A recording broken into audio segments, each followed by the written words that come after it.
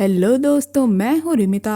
दोस्तों, आप लोगों ने मेरे चैनल पे अलग अलग कंट्रीज की मूवी एक्सप्लेनेशन को देखा है, लेकिन आज हम अपने ही देश की मूवी की कहानी के सफर पे जाएंगे। और ये मूवी है वीरूपाक्षा, जो कि 21 अप्रैल 2023 को रिलीज हुई है। वीरूपाक्षा एक Telugu language super natural horror mystery है, जिसकी स्टोरी काफी इंटरेस्टिंग है और इसे दिखाया ऐसे गया है कि आप एंड तक गेस ही नहीं कर पाएंगे कि आखिर विलन कौन है। विरूपाक्षा शिव जी का ही एक नाम है और इस मूवी में हमें कुछ ऐसा ही देखने को मिलेगा। दोस्तों, इस मूवी की IMDb रेटिंग 8.3 है। So without wasting any time, let's get into the horror coaster ride of this movie। कहानी 1979 से शुरू होती है, जहाँ हम एक आदमी को देखते हैं जो बच्ची को सर्किल के बीच में लेटाकर कुछ मंत्र पढ़ रहा होता है और उसी के सामने उसकी वाइफ बैठी होती है। और ये बात वहाँ के गांव वालों को पता लग जाती है कि ये आदमी काला जादू कर रहा है, इसीलिए वो गांव वाले इस आदमी को रोकने आते हैं। जिसके बाद ये गांव वाले उस आदमी को बुरी तरह मारते हैं और उसकी पत्नी को बालों से घसीटते हुए बाहर ले जाते हैं।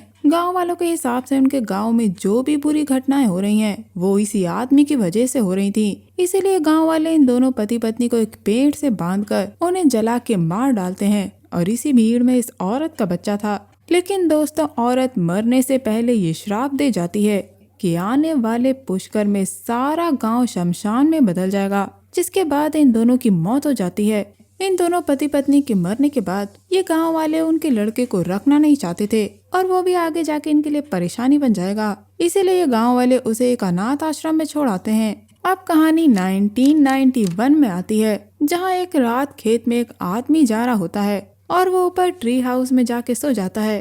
तभी ये कौवा चिल्लाता है, मानो वो उस आदमी को कुछ बताना चाह रहा हो। तभी हम देखते हैं कि वहाँ के सारे कौवे चिल्लाने लगते हैं, जिससे उस आदमी की नींद खुल जाती है। और जब वो खेत में जाता है तो सारे कौवे आसमान में उड़ते हुए चंद्रमा को ढक देते हैं, मानो वो चंद्रमा की रोशनी धरती पे नहीं पड़ने देना चाहते। तभी स्केयर क्रो पे बैठा हुआ एक कौवा उस आदमी पे पंजों से वार कर देता है।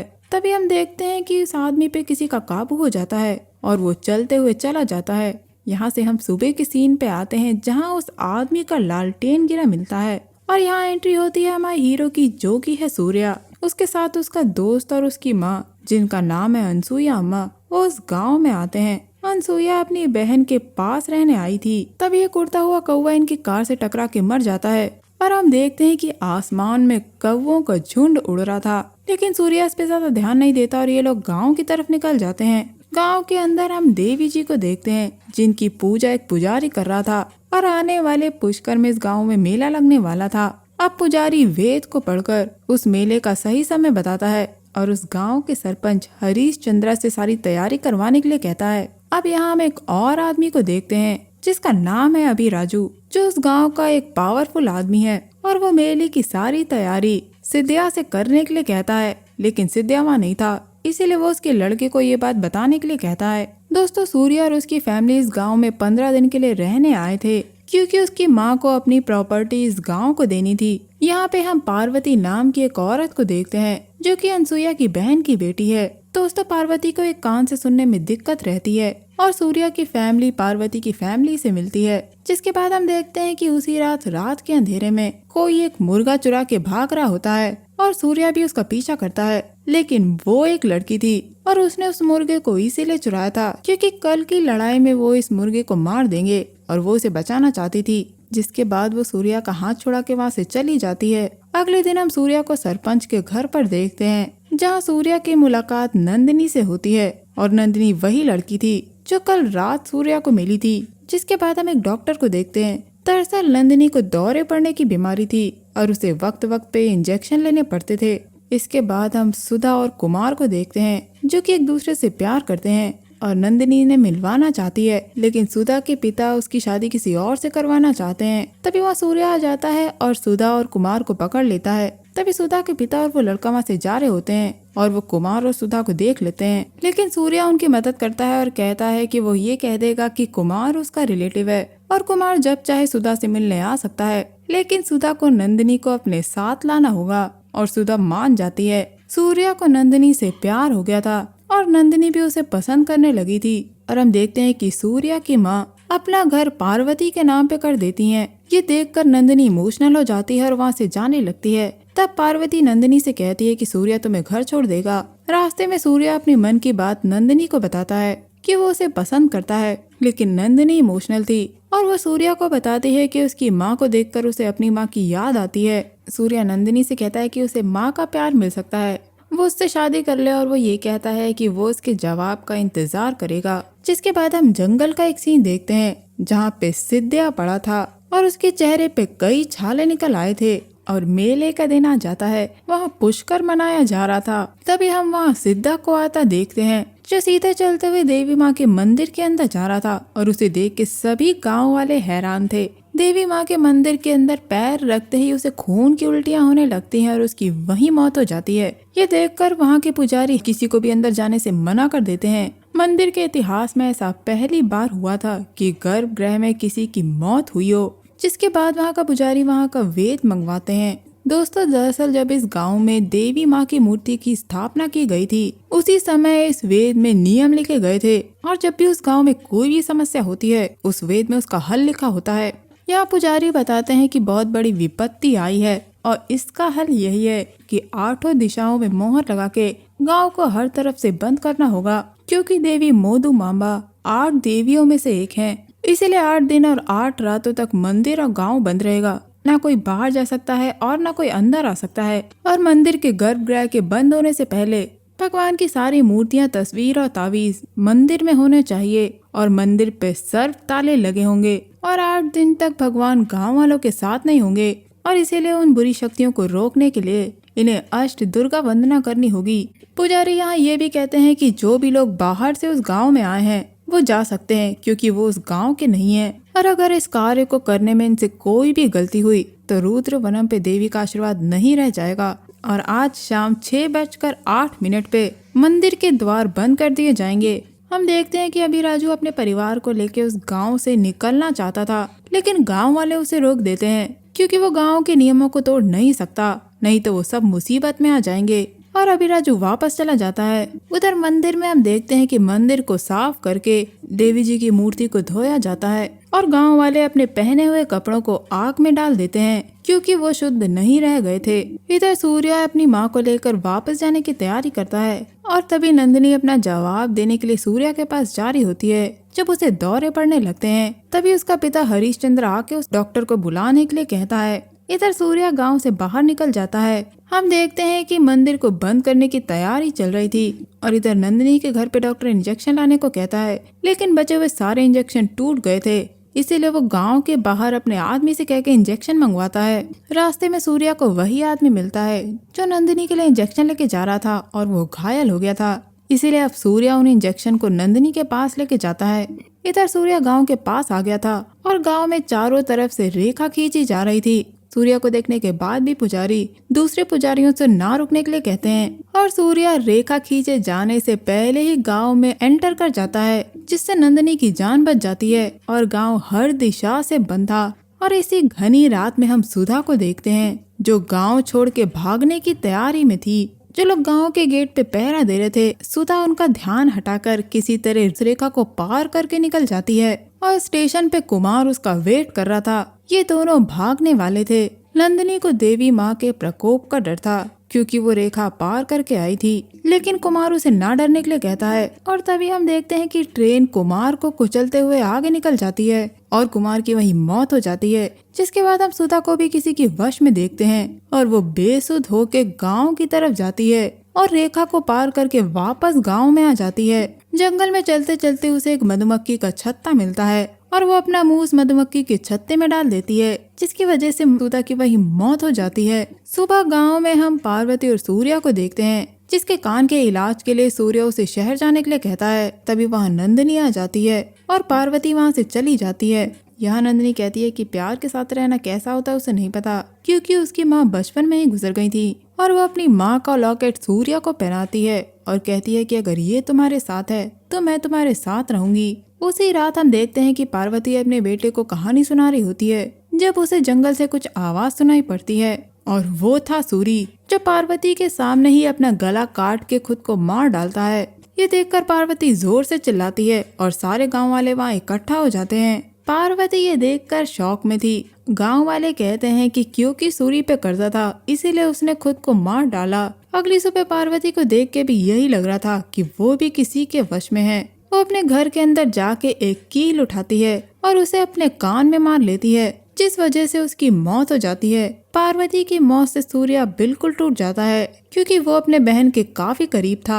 गांव वालों को लगता है कि अपनी कान की तकलीफ की वजह से पार्वती ने अपनी जान ले ली। लेकिन दोस्तों, यहाँ मौत का सिलसिला शुरू हो जाता है और एक के बाद एक लोग मरना शुरू हो गए हैं, जिसका मतलब ये है कि किसी ने गांव की रेखा को पार किया है। जिसके बाद ये लोग गांव वालों की गिनती कराते हैं ताकि ये देख सके कि गांव में कितने लोग कम हैं। लेकिन गांव के अंदर तो कोई भी शमशान घाट नहीं है, तो ये लोग गांव के आखिर में बने खंडहर वाले घर में पार्वती का अंतिम संस्कार करने के लिए उसे लेके जाते हैं। और इधर गांव में लोगों की गिनती हो रही थी जब दो लोग सुधा के घर पे पहुंचते हैं और उसकी माँ झूठ बोल देती है कि सुधा अंदर नहा रही है। इधर पार्वती का अंतिम संस्कार होता है। यहाँ सरपंच और पुजारी को पता लगता है कि गांव में सभी लोग हैं, कोई भी बाहर नहीं गया है। तभी हम एक कौवे को उड़ता हुआ देखते हैं जो एक अघोरी के पास जाके गिरता है और अघोरी उस कौवे को जैसे ही पकड़ता है वो देख लेता है कि देवी माँ के मंदिर के अंदर एक आदमी की मौत हो गई थी। अघोरी गांव की सीमा पे हाथ रख के सारी घटनाओं को देख लेता है और वो उन गांव वालों को बताता है कि बुरी शक्ति ने गांव पे कब्जा कर लिया है। वो उन 8 दिशा में लगी सील को हटाने के लिए कहता है और कहता है कि गांव पे किसी ने तंत्र किया है और इन सभी मौतों में एक प्रोसेस है, यानी कि ये सब एक तरीके से हो रही हैं। वो गांव वालों को ये भी बताता है कि अगर इसका हल नहीं किया गया तो पूरा गांव शमशान बन जाएगा। वो अंदर आने की कोशिश करता है लेकिन पुजारी उसे रोक देते हैं, जिसपे अघोरी पूछता है कि गांव को हर तरफ से बंद करने के बाद भी वहाँ 4 मौतें कैसे हो गईं। जिसके बाद वो शिव जी से कहता है कि अब सब कुछ तुम पे है और ये कह के वो वहाँ से चला जाता है। अब सूर्य डॉक्टर को बताता है कि पार्वती के बाएं कान में दिक्कत थी तो वो दाहिने कान में कील मार के क्यों अपने आप को मारेगी। यानी जो अघोरी कह रहा है वो एक हद तक सच है और सूर्य अपनी बहन की मौत का सच पता करना चाहता है। अब ये लोग सूरी की पत्नी के पास जाते हैं और ये लोग सूरी के बारे में जानना शुरू करते हैं और जंगल से गुजरते हुए इन्हें एक बदबू आती है जो कि लाश की बदबू थी और इन्हें वहाँ के दलदल से सूरी की साइकिल मिलती है। लेकिन उस दलदल में सूरी की लाश नहीं थी। तभी सूर्या को एक बैग नजर आता है और यहाँ पे इन लोगों को सुधा की लाश मिलती है। सुधा के माँ बाप ये देखकर टूट जाते हैं। यहाँ सूर्या डॉक्टर को बताता है कि सुधा ही वो थी जिसने गांव की रेखा पार करी थी, क्योंकि उसके बैग से सूर्या को 2 टिकट्स मिले हैं। लेकिन आखिर सुधा वापस क्यों आई, इसका जवाब कुमार के पास होगा। अब सूर्या स्टेशन पे फोन करके कुमार के बारे में पूछता है। तब सूर्या को पता चलता है कि ट्रेन से कुछ चल के कुमार की मौत हो गई है और उसे अघोरी की कही बात याद आती है कि आखिर गांव में 4 मौतें क्यों हुई। यानी अघोरी कुमार के बारे में बात कर रहा था जिसके बारे में गांव वालों को नहीं पता था। अब सूर्या सारी बात पुजारी को बताता है कि गांव में 3 नहीं बल्कि 4 मौतें हुई हैं और सुधा ने रेखा पार करी थी और कुमार की मौत देखने के बाद सुधा गांव में वापस आई थी, जिस पर मधुमक्खियों ने हमला कर दिया और उसकी मौत हो गई। और उसी वक्त सूरी वहाँ से गुजर रहा था जिसने सुधा को इस हालत में देखा और उसे बचाना चाहा, लेकिन तब तक सुधा मर चुकी थी। जिसके बाद सूरी ने खुद को मार डाला और उसे पार्वती ने देखा और पार्वती ने भी खुद को मार डाला। यानी जो भी इंसान मरने वाले इंसान की मौत देखता है अगला वही मरता है और पार्वती की मौत नंदिनी ने देखी थी। यानी अब अगली नंदिनी मरेगी। हम नंदिनी को गांव के आखिर में बने उसी खंडहर वाले घर की तरफ जाता देखते हैं जब एक आदमी नंदिनी को आवाज लगाता है लेकिन नंदिनी नहीं सुनती और सूर्या उसका पीछा करते हुए वहां आ जाता है जहां हम कौवों के झुंड को उड़ता हुआ देखते हैं, जस्ट लाइक दम पिशाच इन हैरी पॉटर। सूर्या नंदिनी को रोकने की कोशिश करता है लेकिन नंदिनी कुएं में कूद जाती है। अब सूर्या नंदिनी को कुएं से निकाल के उसके घर ले जाता है जहाँ हम देखते हैं कि नंदिनी को फिर से दौरे पड़ने लगते हैं और डॉक्टर उसे इंजेक्शन देता है। लोग बिना कारण ही वहाँ मर रहे थे और ऐसा आज से 12 साल पहले हुआ था। तब बच्चे मरना शुरू हुए थे और अब बड़े मर रहे हैं। जब सुधा ने गांव की रेखा पार करी तो सुरक्षा घेरा टूट गया और इसकी वजह वो खंडहर घर है जो गांव के अंत में बना है जहां से बुरी शक्ति आई है। और दोस्तों उसी घर में वो पति पत्नी रहा करते थे और गांव में अभी तक जो भी मौतें हुई हैं उन सब का कनेक्शन उस घर से है, क्योंकि उन सभी मरे हुए लोगों को उस घर में ही चलाया जा रहा था। यहाँ डॉक्टर सूर्या को उस घर की कहानी बताते हैं कि 12 साल पहले गांव में महामारी फैल गई थी जिस वजह से गांव में रोज एक बच्चा मरता था और डॉक्टर की दवाओं का भी कोई असर नहीं हो रहा था। तभी वहाँ वेंकटाचलपति की फैमिली रहने आई, लेकिन उसके बच्चों को कुछ भी नहीं हुआ। उसी रात सिद्धा जब वापस आ रहा था, तब उसने वेंकटाचलपति के घर में एक लड़की की लाश देखी जो कि काला जादू कर रहा था। और ये खबर गांव में आग की तरह फैल गई, जिसके बाद गांव वालों ने उन दोनों पति पत्नी को जला के मार दिया। और इसके कुछ दिन बाद उस घर से किसी के रोने की आवाज सुनाई पड़ती थी, जिसके बाद पुजारी ने उस घर में एक रिचुअल किया और उस घर को हमेशा के लिए बंद कर दिया गया, जिसके बाद वहाँ कोई भी नहीं गया। अब सूर्य डॉक्टर के साथ उसी घर में जवाब ढूंढने के लिए जाता है, जहाँ इन्हें वेंकटाचलपति की एक किताब थी जिसमें लिखा था कि अथर्ववेद में ऐसा कहा गया है कि आत्मा को कमांड दिया जा सकता है, क्योंकि आत्मा भी एक तरीके से एनर्जी का फॉर्म होती है। क्योंकि मरने के बाद उस इंसान की आंख में जिंदगी 6 घंटे तक रहती है, यानी कि जो एक्सपेरिमेंट उस बुक में लिखा है और जो मौतें गांव में हो रही हैं उनका एक कनेक्शन है। इधर पुजारी गांव वालों को बताता है कि जिस भी इंसान पे उस बुरी शक्ति ने कब्जा किया है उसे एक लकड़ी के बॉक्स में रखा जाए, क्योंकि ग्रहण के वक्त बुरी शक्ति कमजोर हो जाती है और उसी समय जो भी इंसान जिंदा रहना चाहता है उसे अपना ब्लड ऑफर करना होगा। जिसके बाद इन लोगों ने अगर उस बॉक्स में रखी बॉडी को जला दिया तो वो बुरी ताकत हमेशा के लिए खत्म हो जाएगी। यानी इन लोगों को नंदिनी को उस बॉक्स में रख के उसे मारना होगा, जिसके लिए उसका पिता तैयार नहीं होता। लेकिन गांव वाले इस बात के लिए तैयार हो जाते हैं, क्योंकि उन्हें अपनी जिंदगी बचानी थी। तभी सूर्य आके नंदिनी को गांव वालों से बचाता है और कहता है कि वो उन सब गांव वालों को बचाएगा, इसीलिए वो वक्त मांगता है। और पुजारी सूर्य को चंद्र ग्रहण शुरू होने तक का वक्त देते हैं। सूर्य गांव से बाहर जाता है, लेकिन दूसरे गांव वाले उसे रोकते हैं। लेकिन सूर्य गाड़ी चलाते हुए बाहर निकल जाता है और वो उसी अनाथ आश्रम में जाता है जहाँ वेंकटाचलपति के बेटे को छोड़ा गया था। लेकिन वो अनाथ आश्रम 7 साल पहले ही बंद हो चुका है। वहाँ सिर्फ अनाथ आश्रम का ओनर और गार्ड ही रहते हैं। अब सूर्य उनसे वेंकटाचलपति के बेटे के बारे में पूछता है। तब उसे पता लगता है कि उसका बेटा दूसरे बच्चों की तरह नहीं था। वो हर वक्त मंत्र पढ़ता रहता था और अजीब से चित्र बनाता रहता था। वो एक पेड़ के नीचे बैठकर कौवों से बात किया करता था और रात में वो आश्रम में नहीं रहता था। उस वक्त वो 15 साल का था जब आश्रम की एक मेड ने उसे जंगल की तरफ जाते हुए देखा था। और जब वो लौट के आया तो आश्रम के ओनर ने उसे पकड़ लिया और उसने ओनर पे कुछ मंत्र पढ़े, जिसके बाद ओनर पैरालाइज्ड हो गया और वो आज तक पैरालाइज्ड है। जिसके बाद उसके बेटे ने वो आश्रम छोड़ दिया और उसे कभी नहीं देखा गया। उसके बेटे का नाम भैरवा है। अब सूर्य उसी दिशा में जाता है जिस दिशा में भैरवा रोज रात में जाया करता था। और सूर्य जंगल के उस पार एक जगह पहुंचता है जहां कई सारे अघोरी साधना कर रहे थे और वो वहां भैरवा के बारे में पूछता है। तभी एक अघोरी उस पे मंत्र पढ़ने लगता है, लेकिन वो कुछ कर पाता उससे पहले एक शक्ति उस अघोरी को पीछे फेंक देती है और ये सारे अघोरी सूर्य को मारने लगते हैं। तभी वहाँ वही अघोरी आता है जिसने उस गांव के बारे में बताया था और वो सूर्य को छोड़ने के लिए कहता है। तब सूर्य उस अघोरी को सारी बातें बताता है। तब यह अघोरी सूर्य को बताता है कि ये वो विज्ञान है जो 100 साल पहले आत्मा की शुद्धि के लिए बनाया गया था। अथर्ववेद का इतना गुप्त ज्ञान यूज किया है, इसका मतलब वो पूरे गांव को बर्बाद करना चाहता है। और इस बुक में लिखे एक्सपेरिमेंट को करने के लिए भैरवा को उस जगह पे होना होगा जहां हवा और रोशनी नहीं जाती। इसलिए ये लोग भैरवा को ढूंढने के लिए निकल जाते हैं और ये लोग एक गुफा में पहुंचते हैं जहां दीवार पे सूर्य को वही निशान मिलता है जो वेंकटाचलपति की किताब में बना हुआ था। और अघोरी अपनी शक्ति से देख लेता है कि ये वही जगह है जहां हर्ड साइकोलॉजी बनाई गई थी, यानी झुंड मानवपति थी। अब ये लोग उस गुफा में भैरवा को ढूंढते हैं। उधर गांव वाले नंदिनी को एक लकड़ी के बॉक्स में लेटा के साथ ले जाते हैं। इधर गुफा में सूर्य को एक बैग दिखता है और वहाँ जमीन पे एक निशान बना हुआ था जिसपे हाथ रख के अघोरी सारी घटनाएं देख लेता है। और यहाँ असली राज खुलता है कि आखिर भैरवा और कोई नहीं बल्कि कुमार है और उसने इस गुफा में अघोरी साधना करी थी। दोस्तों, दरअसल ये आत्म बलिदान है जिससे खुद को मारकर अपनी आत्मा को किसी और के शरीर में भेजा जा सकता है और ऐसा करके वो अपना काम पूरा कर सकता है। लेकिन सवाल यह है कि आखिर वो दैवी शक्ति का घेरा तोड़ के अंदर कैसे घुस गया। दोस्तों, दरअसल कुमार ने सुधा से प्यार का नाटक किया और सुधा ने वो रेखा पार कर दी थी, जिसके बाद वो कुमार से मिलने गई और कुमार ने अपनी जान देकर पहले सुधा के शरीर में प्रवेश किया और उस पे वश कर लिया। जिसके बाद सुधा मर गई और सुधा को मरते हुए सूर्य ने देखा और सूर्य को मरते हुए पार्वती ने और इस तरह भैरवा की सोल उस गांव में आ गई और भैरवा उन सभी की आंखों से दूसरे के शरीर में प्रवेश कर जाता था, जिसके बाद वो उन लोगों को मजबूर करता था कि वो अपने आप को ही मार दें। और उसने ही उस गांव के वेद को बदल दिया, यानी कोई तो है जो उस गांव में रह के भैरवा की मदद कर रहा है और अब इन लोगों को उसका पता लगाना है। आखिर वो कौन है? गांव का पुजारी, नंदिनी का पिता या फिर कोई और? गांव में लौटते समय अघोरी सूर्या से पूछता है कि जब अघोरी ने उसे घेर रखा था तो आखिर ऐसी कौन सी शक्ति थी जिससे सूर्या बच पाया, लेकिन सूर्या के पास इसका कोई जवाब नहीं था। तभी इनकी गाड़ी पलट जाती है।